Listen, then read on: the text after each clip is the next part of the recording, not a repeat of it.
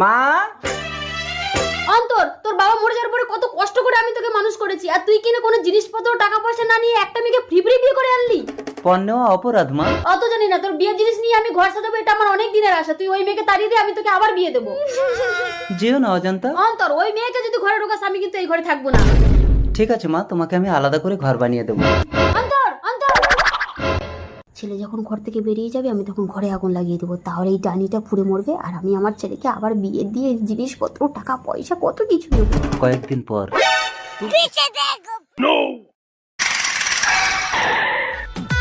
অজান্তা, tiffin কৌটায় করে ভাত দাও, ও ঘরে মাকে ভাত দিয়ে আসি। এইবার ওই ঘরে ছেলে আমাকে ভাত দিতে যাবে আর ডাইনিটা এই ঘরে একা থাকবে, ওকে আগুনে পুড়িয়ে মারবো। যাই মশাটা নিয়ে। অন্তর, কাজ থেকে কষ্ট করে এসেছো, তুমি ঘরে বিশ্রাম করো, আমি মাকে ভাত দিয়ে আসছি। সাবধানে যাবে। এবার তুই পুরো মর ডাইনি।